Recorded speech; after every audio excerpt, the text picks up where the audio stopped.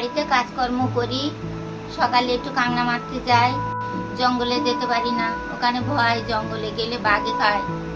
ওই জন্য আমরা এই শহরের পারে এইখানে একটু যাই, ধরি, যেগুলো বড় হয় বিক্রি করি। আমাদের সংসারে আমরা দুটো মানুষ, স্বামী স্ত্রী দুজন। কোনো কলকারখানা টানা কিছুই নেই আমাদের। ওই হয় নদীতে যেতে হবে, তা না হলে ওই মাঠে যেতে হবে। এখন খুব তো রোদ্দুর, এখন এই মাঠের কাজ করা সম্ভব না। এই দিনগুলো আমাদের খুব কষ্টে যায়। কখনো হয়তো একটু তেল জুটলো, কখনো একটু হয়তো লবণ জুটলো, কখনো হয়তো জুটলো না। এইরকমই আমাদের কপালে দুঃখ।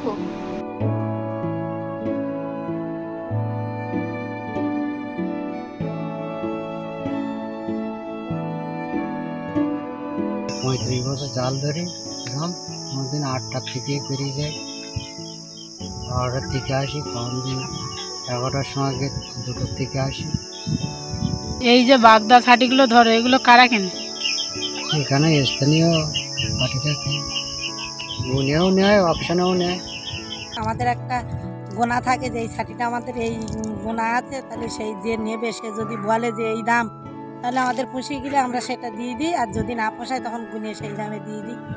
আমাদের গুনে দিতে হবে, গুনে দিলে আমাদের সুবিধা হবে, দুটো পয়সার জন্য তো আমরা যাই, আয়ের ওপরে তো সব কিছু সংসার চলে, সেই জন্য আমরা নদীতে গিয়েই পড়ি মাটি। কত বছর কাজ করছেন?